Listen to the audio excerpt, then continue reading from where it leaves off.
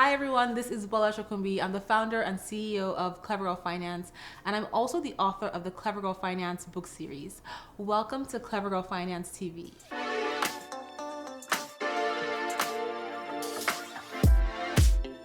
So today I'm excited to be back with another video in our Real Women Talk Money series, and I'm joined by these amazing ladies from Team Clever Girl Finance, and we're going to be talking about feeling guilty about shopping or splurging. So welcome.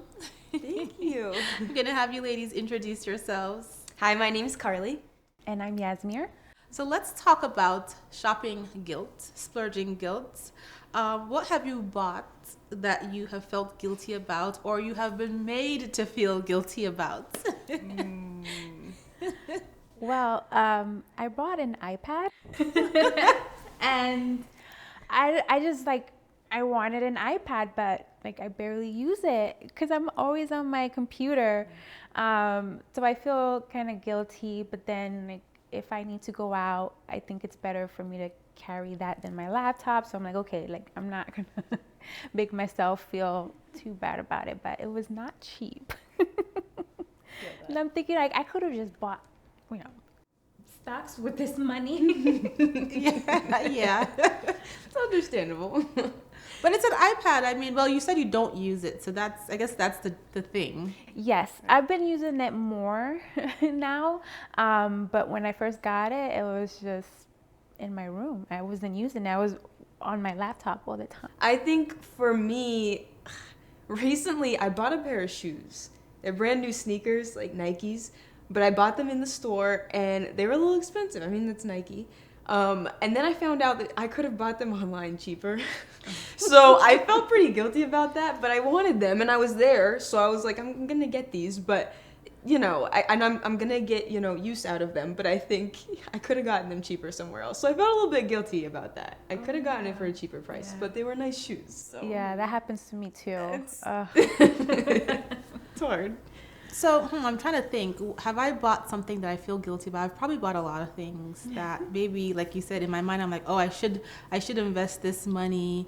I don't know if I felt guilty in the moment when I was buying it, because otherwise I wouldn't have bought it, right? So let's talk about my famous or popular designer handbag collection I used to have. And I still have handbags, but at this time when I was really balling out of control. And I never felt guilty in the moment after I had bought it, before the 30 days return policy was up. But then after, months later, I'm like, wow, that's such a beautiful white Chanel handbag that I've never carried. Oh my goodness. I think I had one I carried once to my baby shower, and that was it. And I felt guilty because it was just a waste of money. I remember one time looking in my closet and the handbags are there and I could just see dollar bills stacked up in place of them. I'm like, what a waste of money. So I think we all have incidents of shopping where we feel guilty or other people make you feel guilty. So I talk about this handbag story a lot. I even recently talked about it on a podcast. And after the podcast episode, when they make commentary, the host called it ridiculous. Right? So people try to, I didn't feel guilty about it because it's like, this is something that's happened and I talk about it, I laugh about it because it's funny. But other people will try to make you feel guilty about the things that you have purchased or the things that you own. Do you have you had that experience? I definitely have had that experience. I think there will something that you don't feel guilty about. So this is not, you bought this thing, you don't feel guilty about it, but someone else is making you feel guilty about it. It's something you use, it's something you like. I think for me, that happens sometimes with clothing.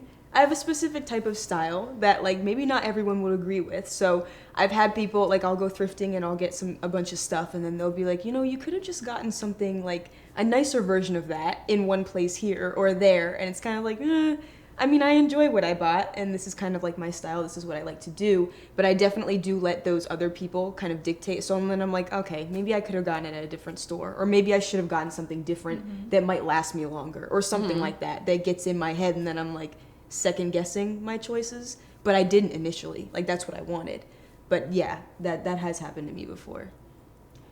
I'm the opposite. I get applauded when I spend money because my friends and family, yes, they're like, we don't see you buy much. Like, good for you, you bought something. So it's like, I don't feel the guilt there. But yeah, totally the opposite. They're like, yes, Yazmir spent money, you deserve it. Knowing that we all sometimes have plans to buy something really expensive, an iPad, a pair of sneakers, a handbag, how do you plan ahead so that you can avoid the shopping guilt? That's the first question. And the second question is, how do you tackle when other people try to make you feel guilty about something that you don't feel guilty about spending your money on? Yeah, I think for the first part of the question, avoiding how to kind of set yourself up to avoid that shopping guilt. One thing that I try to make sure I do before I make a big purchase is make sure that it's not overlapping with like maybe the same time that I'm paying my bills for the month. Trying to schedule it out so it's not like major pieces of, my finances going here and there at the same time that I'm buying these shoes. Kind of spacing it maybe in the middle of the month or towards the end of the month, or kind of trying to time it so that it's less of that like stress or anxiety that comes with it. So the timing, I think, is something that I try to focus on that alleviates some of that stress or that guilt that can come with it.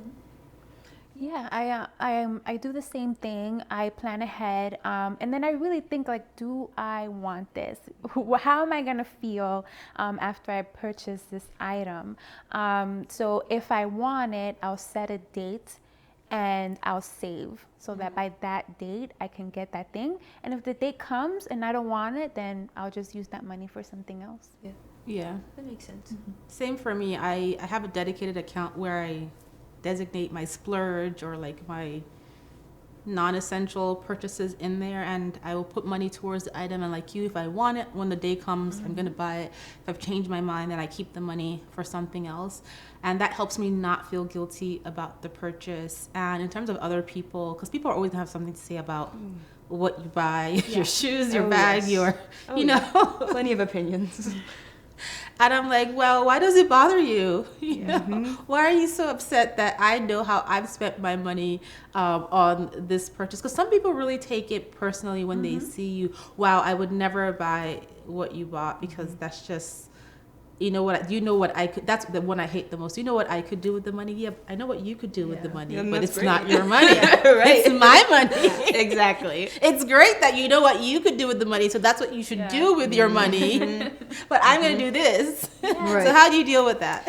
Yeah, no, you're going to get opinions from here and there and everywhere. And I think one thing that I've had to learn that I'm still learning is like knowing myself. Because if I know myself and I know what I'm interested in or what I want to invest in, then those voices of other people wouldn't be as loud, or they might not affect me as deeply. So just like knowing who I am and kind of what I deserve, what my goals are, that helps me to stay focused on this is my route that I'm taking, and I don't have to listen to all the other ones in my head. Yeah, for me, it's prioritizing my happiness.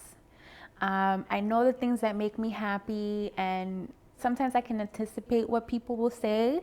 So in my mind, I'm like, if this person says something, I'm going to give them this response. And they're not going to make me feel any type of way for the decisions I make with my money. Yeah. I think I try to think about how I also review other people's spending, right?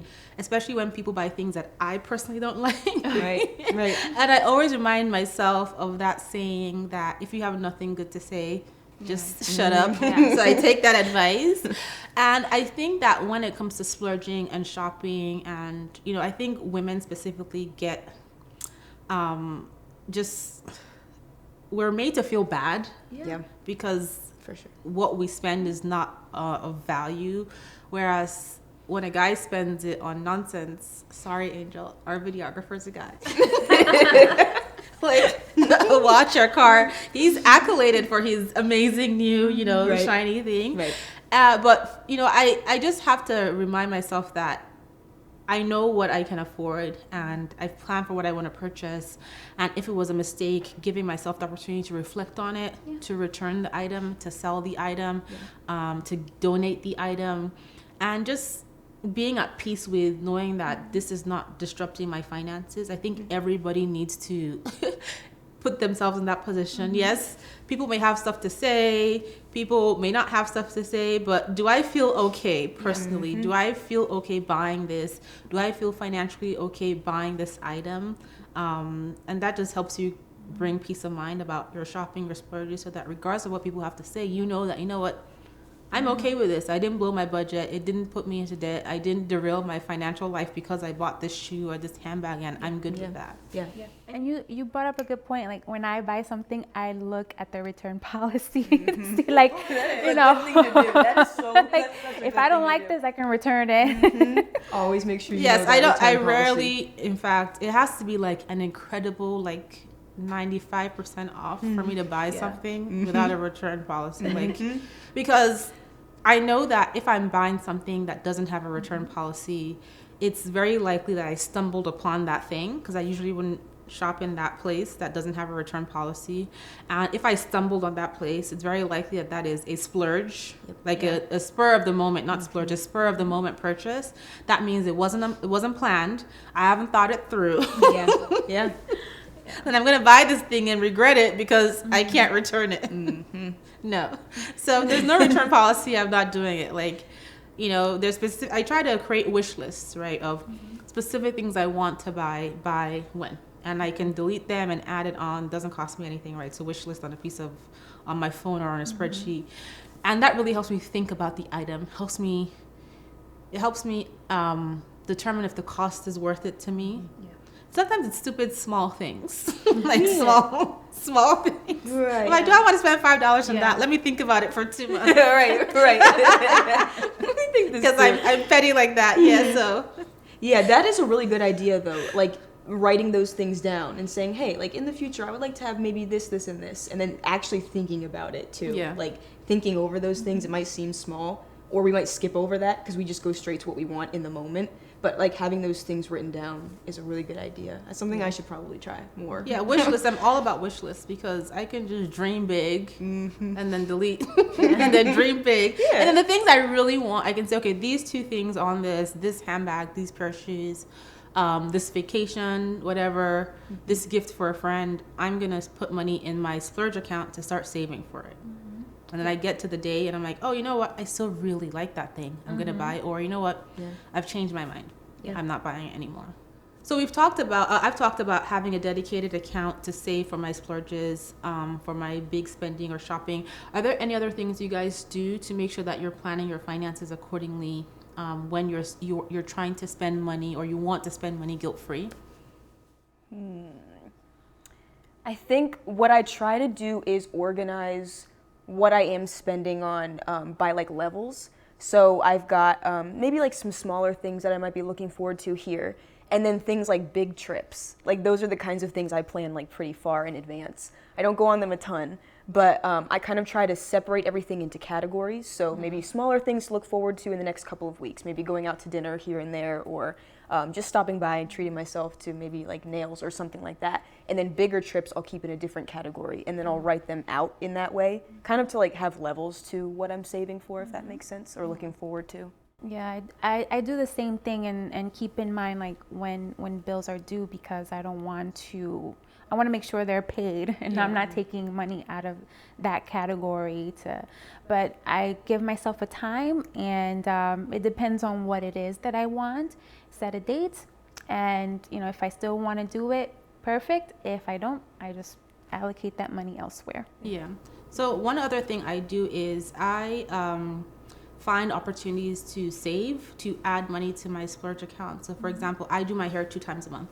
And if I end up not going 1 time a month, I only go once, then I'll take that hair money and say, okay, you know what, I'm going to put 50% towards more investing and 50% towards my next handbag, right? Because now I got this spare money. But it's very easy for me to take that money and say, you know what, let's just go order takeout a couple times. But I haven't gained more money from my handbag. I haven't gained more money from my investments. So I try to be intentional that way, where if I save money by not doing something, like I really wanted to go out to dinner and order that food, but I didn't, and I have this $50. I'm gonna put it towards. I try to divvy it up so it's not just all going to a splurge. Right. Like I'm saving some, right? I always like to save something. That's what I always do. I always save something before I put any money into a splurge. That goes back to what you had said earlier about paying yourself first. Oh yeah. Yeah. Well, thank you, ladies. Thank you. I hope you guys have enjoyed watching this video, and if you have, please hit the like button. Don't forget to subscribe to this channel and tell all your best girlfriends about Clever Girl Finance. Also, follow us on Instagram at Clever Girl Finance. We have a great time engaging over there. And finally, be sure to stop by the clevergirlfinance.com website. We have over 30 plus completely free courses, and our blog is updated every single day. Thanks for tuning in, and we'll catch you next time. Bye. Bye.